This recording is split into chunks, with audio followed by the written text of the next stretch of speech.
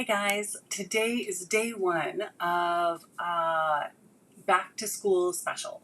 So it's now a couple of weeks since our kids have gone back to school, and that could be that they are for the very first time going to school in preschool or daycare. It could be that they're in elementary school, high school, teenagers, or even young adults going to college or university. But how we take care of our energy during this crucial time is really important. So, welcome to today. Today's day one of 5 of back to school specials. So, I want to talk about we now have, so when our kids go back to school, we get books and pencils and crayons and all the kind of stuff on the school list. But we really need to take care of their energy as they go back to school. They're transitioning from a very laid back, easy summer to a very different environment energetically when they return to school. So everybody's had a couple of weeks now to kind of start to get into a routine, and I want to start to address some tips and tricks and tools to use to get your youngster really ready and thriving in an environment like school. So all of the tips that I do this week will be great for anywhere from little guys all the way up to your college or university students. And just a side note, all of them also work for adults going to business. So if you're going to work, if you have a job, even if you are working from home, all of these will come in handy. So all ages appropriate, but definitely back to school supercharged. Okay, so one thing is all the different ways that we engage with energy in the world. So we're all intuitive, all of us, even if you don't feel like it, but kids are especially intuitive because they're still closely attached to source. They're still very new at the human part and lots of experience being attached to source and being that thriving little divine being that they are, especially the younger that they are. So there's a couple of ways that I've noticed after working with lots of families and my own that people engage with energy. One, much like my daughter, you notice the energy, you feel the energy in a room or of the people around you, but you don't attach to it. You don't engage, so to speak. You notice it, you can tell what it is, you can feel it, but you don't take it on and you don't kind of engage with it so much. It's not that it doesn't affect you, because it certainly does, but you're not quite jumping in with both feet. Number 2 way is that you feel it, and it's kind of like when I do intuitive readings, I always see people as if they've walked through the laundry room and all of the socks staticked to them. So they're all kind of covered in this energy that has attached to them. It's almost like you walk through a thistle bush or something, and they all kind of like the burrs stuck to you. That's what I see it as. So it's kind of the same thing. You feel the energy, you notice it, but you kind of take it on. Not as your own, but you wear it on the outside. Number 3 way we engage with energy is more of a typical empath. So if somebody next to you is feeling sad, you will literally take their sadness, take it as your own to allow them to not feel that sadness. Especially kids who are very nurturing, very empathetic, they often will take on difficulties from other people in order to have a better calm surrounding. And those people, the empaths, can have a really difficult time at school because there is a lot of stuff going on underneath the surface of a classroom. Okay, so we're going to be talking about those 3 different types a little bit more in the week, but just to kind of get a sense of where you may fit in the spectrum or where your child may fit. And so that you can kind of start to think about how they're experiencing their classroom, because it may not be the same way that you did or their brother or sister did. I know I have 2 kids and they experience their classrooms very differently from each other. Okay, so this week, or today, Monday, we're talking about before we go to school. So kind of like getting started for success, getting the groundwork laid in the morning before they're off and running so that they can have a successful, wonderful, happy, thriving day. That is the goal, right? That's the goal for all of us. We all want to have a happy day. Okay, so number one, setting up for success. Get grounded.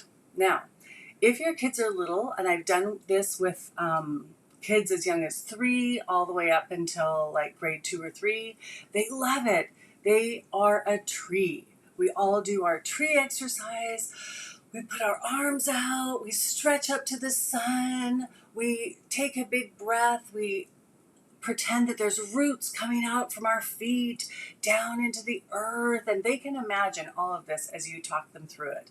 They know exactly what it feels like to be a tree, and their roots get grounded and they curl into the earth, and they know that Mother Earth has their back and she's looking after them, and they are grounded. This is super important before anybody leaves the house, you included. Okay, so get grounded in the morning. And I tell older kids and adults that when you first start practicing grounding, especially if you're going to be in a busy environment, so like if I go to the mall or something, forget it. I need to get grounded several times. Once in the morning is not enough. So if my kids went off to school, I know that they needed to be grounded more than once during the day. So if you want to learn a new habit, love this technique, you attach it to something that you already do. So my suggestion is every time you go pee, you go to the bathroom, you get grounded. You're sitting there for a couple of seconds anyways, so just shoot down those roots or ribbons and get grounded again. Make sure that so this is one easy way to teach your children to get grounded more than once during the day, and so that they can do it on their own when they're away from you. Okay, number 2, get hydrated. As you can see, so I drink a ton of water, especially when I'm doing any intuitive work, because water is this wonderful conductor of electricity, and that's what humans are. It's this big, giant electrical producing machine.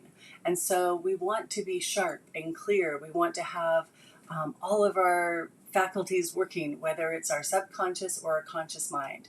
So being hydrated is super important. It also helps us from getting drained. It helps us from getting overwhelmed, all of that kind of stuff. And it helps keep our mind clear and our intuition working. Because let me tell you, if you're dehydrated, your intuition is for crap. So get grounded, get hydrated. Number 3. Now, this one is perfect for, you can teach it to any age. I've done it with 3-year-olds and up, but it's called the Toroidal Field. Toroidal. Toroidal Field. So basically, it's close your eyes or keep them open, either way. Imagine that you're sucking up the earth's energy from the bottom of your feet. So you're allowing all this wonderful natural energy to flow up through your feet. I always see it as this like golden kind of honey colored liquid light. So it comes up through your feet and it fills up your body from the feet up. So all the way up your legs, through your knees, your thighs, your pelvis, fills up all your organs everywhere, up, comes up to your throat, flows down your arms, down your spine, fills up your head, and as it reaches your crown chakra opens, and out flows this energy like this beautiful waterfall or like a fountain. And it sprays golden light all the way around you, 365 degrees. Now, this is the best tool I have ever learned in 15 years for keeping all of other people's stuff and energy off of me. And I do a lot of readings, and this is what I use the most. This is the best thing. Energy is not meant to stay still. And when we try to compress energy or put a shield around it, we're then keeping all that stale energy, kind of like airplane air, tucked in around us. We actually want to have energy flowing nonstop so that then it can wash away all the extra energy that's not ours on the outside, and it flows through us, allowing us to have increased stamina and vitality, as well as cleaning out the junk that we don't need inside, including belief systems and thought forms, as well as stuck energy. So this is the healthiest thing I've ever learned for a protective kind of buffer zone for you and your kids. So when they go off to school, they have this continuing fountain that's keeping them clean. Trust me, it keeps off the static socks, and it helps empaths keep other people's stuff away from them. It's kind of like you can't absorb it because it gets washed away before you take it on into yourself as if it's yours.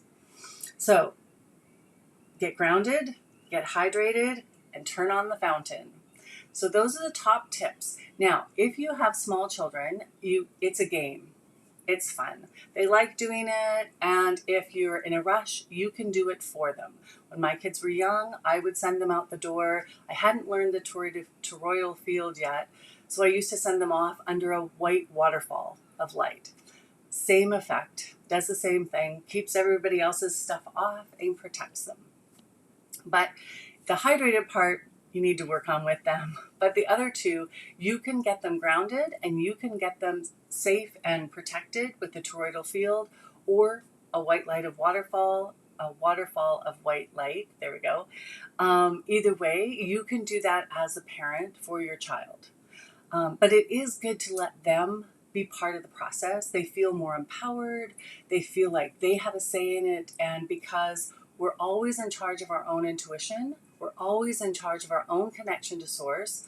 So it teaches them really young to have that as a daily habit. Now, if your kids are in college, they do the same thing. Grounded, hydrated, turn on the fountain. Those guys are stressed. Like every age of school, especially in the first few weeks, they're going to be dealing with stress. They're going to be dealing with their own anxiety as well as anxiety in the classroom of other friends. There's a lot of stuff going on when we return to school. Now, of course, all these tips also work as you go off to work. So before I go to work, whether it's outside the home or inside the home, I always make sure I'm grounded in the morning, and every time I sit down to pee.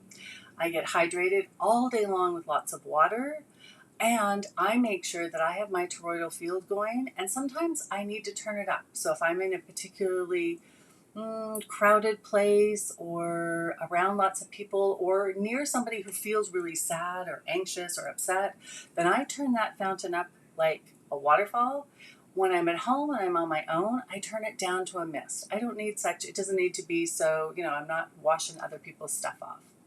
So tomorrow we will have some more tips and tricks and tools to use for you and your kids to have a happy, thriving school year. So everybody have a great day, and I will see you all soon.